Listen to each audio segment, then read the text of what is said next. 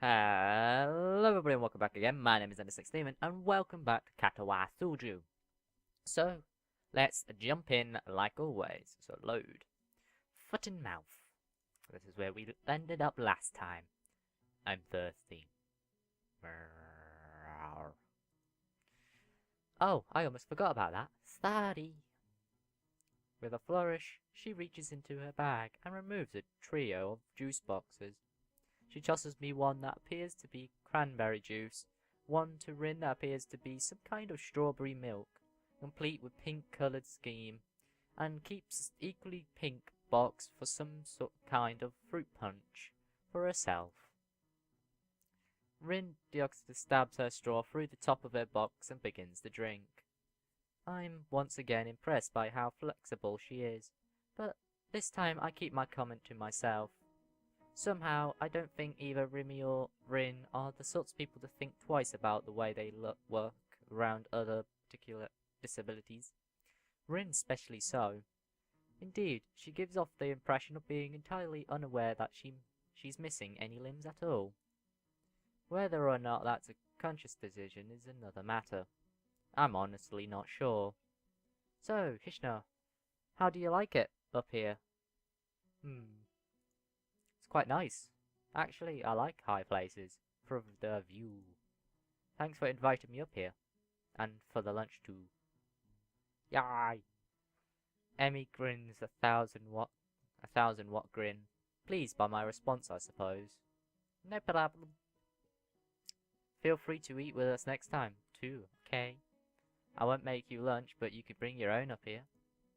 No lunch service? I don't know. Emmy looks mock offended. Trying to take advantage of my good nature? The nerve. She giggles. Well, if that's your answer, I guess Rin and I just keep eating lunch all alone. I am suddenly assaulted by the most heart-rending puppy dog eyes I've ever seen as Emmy pouts. Kidding, I was kidding. I'd love to eat up here. I would love to eat lunch up here again.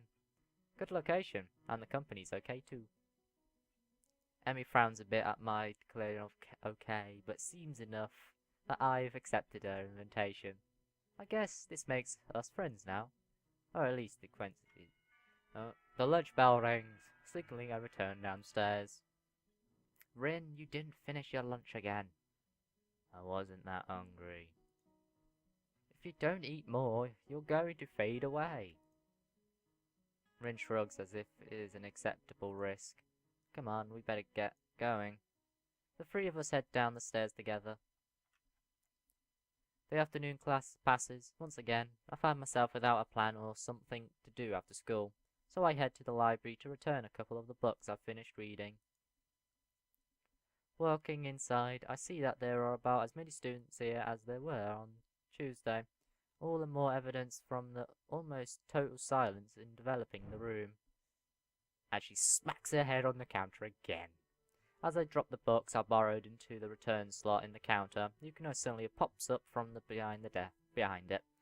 Quite startled from the banging they make as they hit the trolley next to her.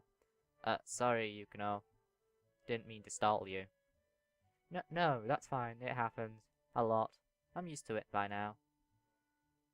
Can I help you? It's okay. I think I know where everything is. Thanks anyways. I suppose I'll grab another book or two while I'm here. There's not much else to do. And after reading so much during my stay in the hospital, I think it's a hard habit to break.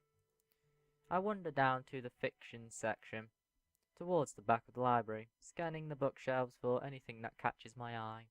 As I do, I look over to the counter where Hakano had been the last time I was here, not really expecting anything to come of it. Surprisingly though, she's there, absorbed completely in a very thick book. I decide again, intruding on her like last time, and get back to finding reading material. After a current amount of time spent besading the aisles. I finally decide on a couple of books to get and slide them off the shelf. With a minimum of fuss, I quickly walk over to the counter, check out my books and pop them into my bag as I walk out. By the time I leave the main building, sunset isn't too far away. A small trickle of students remain, but the majority have left, presuming to their homes and dorms.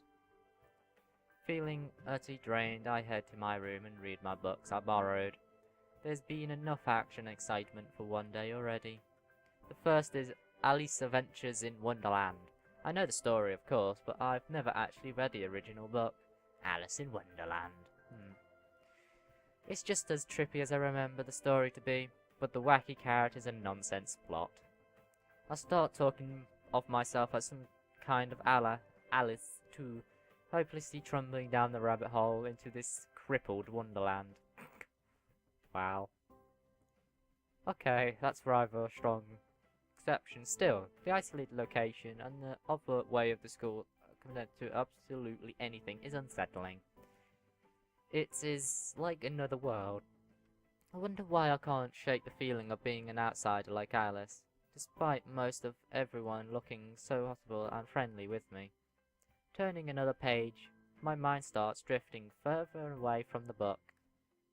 I can't hear my heartbeat thumping against the fabric of my shirt.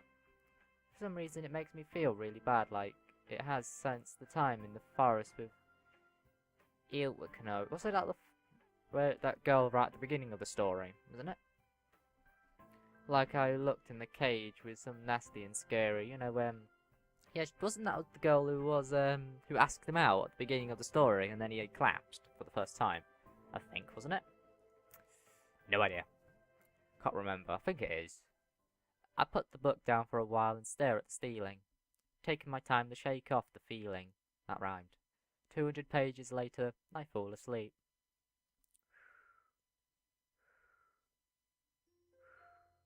Yeah, another act done, I guess. I think that's like another acty bit.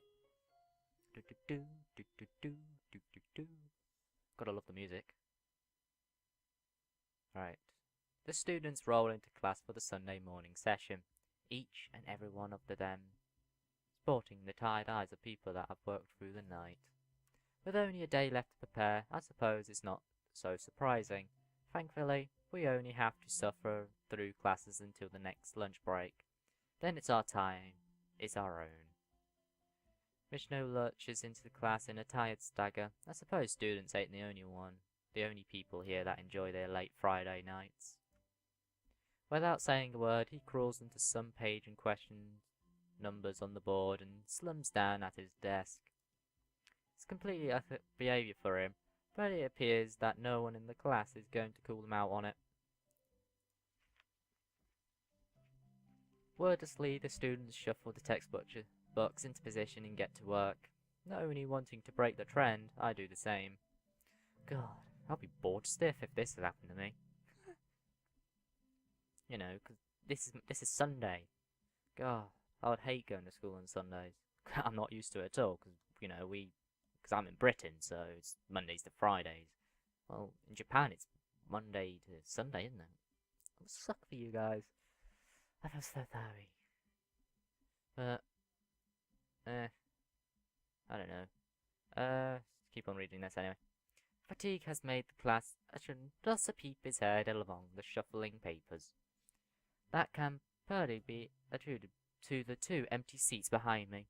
For some reason, Mishino ain't present. Probably doing council work for the festival.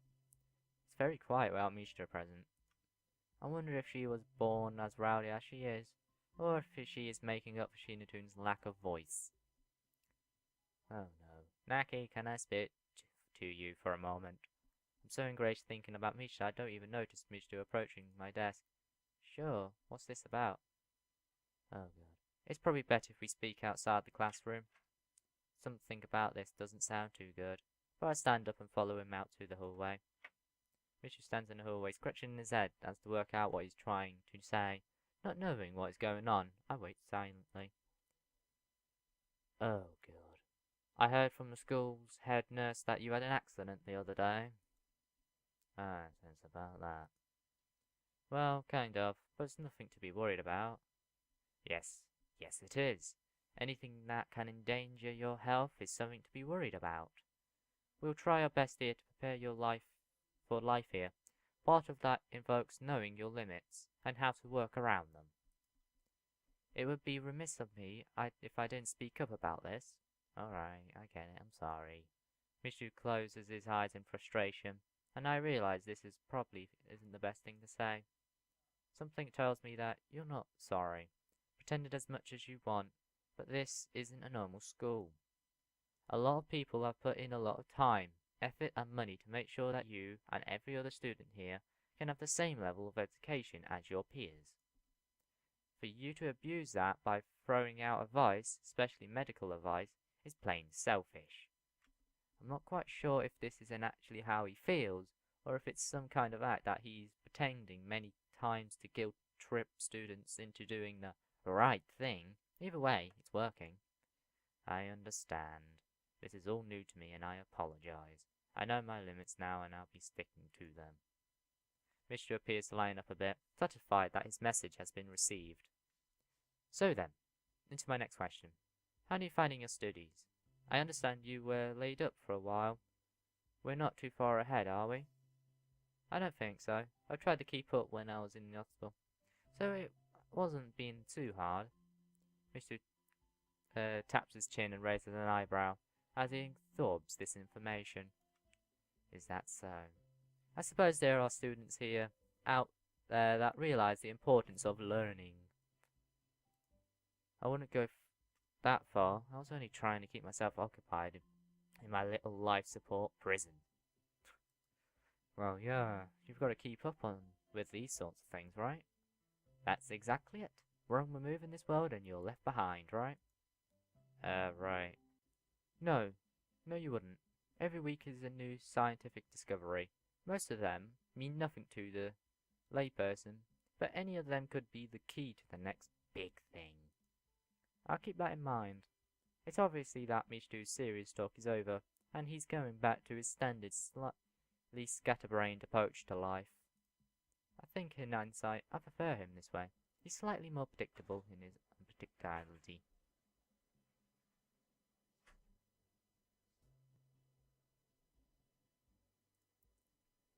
Well then, I think that's all I have to say. Let's get back inside, shall we? My relief is that a suggestion is unremarkable. Sure, you're the boss, right? Mizu pauses for a moment. I don't think any of my students have ever said that to me before. For an instant, I consider replying to this, but something deep tells me to shut my mouth and get back to the classroom. A few of the students jump at the sound of the door, rapidly trying to pretend that they were working on the questions on the board. Some don't even bother. Their heads slump on the desk as they nap. Thankfully, it would appear that Michito doesn't even notice them. He returns to his desk and retrieves the scientific journal from one of the drawers. I guess I've got to him there. The class returns to the near silence that Michito and I left in before our chat. Mixed feelings of tiredness and exception buzz around the room. So everyone here is either waiting for a chance to rest up, the chance to get their last minute preparations underway. The clock on the wall slowly ticks, reminding the class time anyway. Finally, the bells cry out, ending the torment.